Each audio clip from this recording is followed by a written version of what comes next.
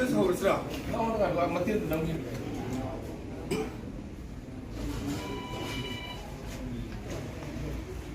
ꯇꯕ ꯋꯥꯐꯝꯅꯤ ꯑꯩꯈꯣꯏꯒꯤ ꯃꯅꯤꯄꯨꯔꯒꯤ ꯃꯦꯗꯤꯌꯥꯗ ꯊꯧꯕꯥꯜ ꯗꯤꯁꯇ꯭ꯔꯤꯛꯄꯨ ꯑꯩꯈꯣꯏꯒꯤ ꯁꯤꯑꯦꯝꯅ ꯃꯤꯔꯥꯏꯔꯦ ꯍꯥꯏꯕ ꯋꯥꯐꯝꯁꯦ ꯑꯩꯈꯣꯏ ꯌꯥꯝ ꯅꯨꯡꯉꯥꯏꯖꯗꯦ ꯍꯧꯖꯤꯛ ꯑꯣꯅꯔꯦꯕꯜ ꯑꯩꯈꯣꯏꯒꯤ ꯁꯤꯑꯦꯝꯒ ꯑꯩꯈꯣꯏ ꯄꯨꯟꯅ ꯊꯧꯕꯥꯜ ꯗꯤꯁꯇ꯭ꯔꯤꯛꯀꯤ प्रजाꯁꯤꯡꯒ ꯆꯠꯃꯤꯟꯅꯔꯤ ꯗꯤꯕꯦꯂꯞꯃꯦꯟꯇ ꯆꯥꯎꯈꯠꯅꯕ ꯍꯣꯠꯅꯕꯗ ꯆꯍꯤ 35 ꯆꯨꯞꯅ ꯆꯥꯎꯈꯠꯂꯛꯇꯕ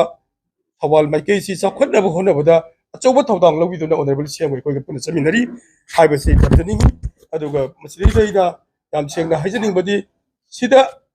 ꯃꯔꯨꯑꯣꯏꯅ ꯍꯥꯏꯔꯀꯥꯟꯗ ꯍꯟꯗꯛꯀꯤ ꯏꯈꯪ ꯈꯪꯍꯧꯗꯅ ꯊꯣꯛꯈꯤꯕ ꯊꯧꯗꯣꯛ ꯑꯃꯗ ꯑꯩꯈꯣꯏꯒꯤ ꯁꯤꯑꯦꯝꯅ ꯄꯨꯂꯤꯁꯅ ꯃꯤꯐꯥ ꯃꯤꯄꯨꯟ ꯍꯦꯛ ꯇꯧꯔꯨꯕ ꯃꯇꯝꯗ ꯊꯧꯕꯥꯜ ꯋꯥꯡꯖꯤꯡ ꯍꯩꯔꯣꯛ ꯍꯦꯛꯇ ꯑꯣꯏꯔꯝꯃꯦ ꯍꯥꯏꯕꯗꯣ ꯑꯗꯨ ꯄꯨꯂꯤꯁꯅ ꯇꯧꯔꯨꯕꯗ ꯏꯔꯥꯡꯗꯨꯗ ꯌꯥꯎꯔꯝꯕꯗꯨꯗ ꯃꯤ ꯈꯔꯒꯤ ꯑꯣꯏꯅ ꯍꯥꯏꯈꯤꯕ ꯋꯥꯐꯝꯅꯤ ꯑꯇꯝꯅꯅ ꯊꯧꯕꯥꯜ ꯗꯤꯁꯇ꯭ꯔꯤꯛꯄꯨ ꯍꯥꯏꯈꯤꯕ ꯅꯠꯇꯦ ꯁꯤꯡꯅꯕ ꯅꯠꯇꯦ ꯑꯗꯨ ꯃꯍꯥꯛꯇꯤ ꯍꯧꯖꯤꯛꯁꯤ ꯑꯩꯈꯣꯏꯒꯤ ꯊꯧꯕꯥꯜ ꯗꯤꯁꯇ꯭ꯔꯤꯛꯇ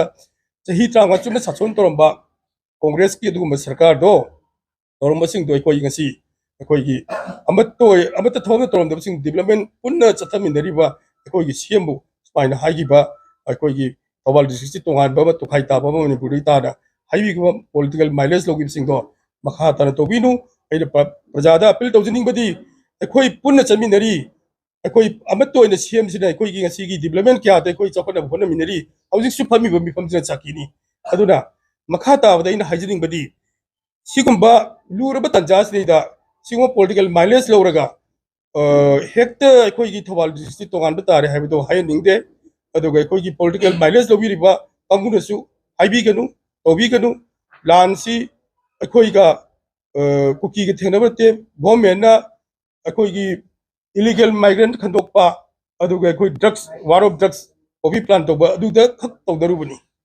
अनबल सीएमना प्रजा सिंगनबरते सी मई थमजनिंगी मरोइन हाजरबदा अखोई हौजिक लेसिदा अखोई मणिपुर थोगलिब थौदोक्सी मे अहुमदे चलकदरा मसी फाव लेप्तना अमुक अरुरे हरकादा अमुक चथरकीबा असी यामना नुंगाइदबा अखोई यामना पुरुंगसी वाफममनी अदुना ngsaigi हाइगिबा मयामसे अखोई माइकैदगी हाइजनिंगदी प्रजा सिंगदा हाइजनिंगबदी अतमना हाइगिबनति मियोय खरै यावबदो तौबिगनु हाइना हाइगिबा ngantani अदुबु ऑनरेबल सीएमना मदुदा हेक पनबदमा सोयौरिबदी हाई कांदे कइनो हाई कांदे थौबाल खामोक हैरोक वांगिंग थासी अखोई लान सिदा हौरकपा याम थवा यावबा कंगबुनी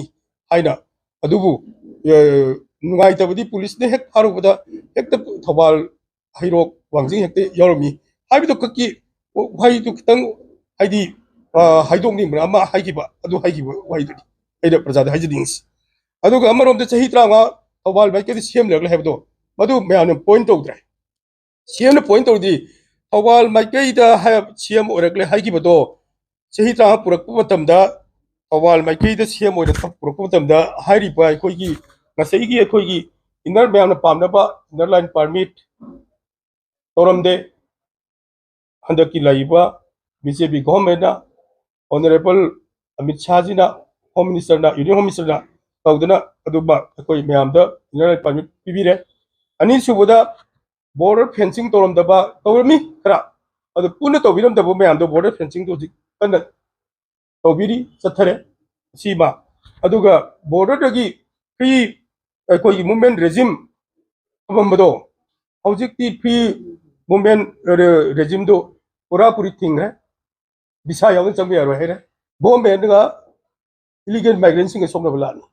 मरेक्स पॉलिटिकल माइलेज लौना दनजे अखोइ असे अमगा नुसिन बिबसे तम खर पथाबियु लानसी हंदकसु यावखिनि ममांगदा याम ममिंग लेरपा रिपब्लिक भारत हाइना अखोई अर्नाब गोस्वामीना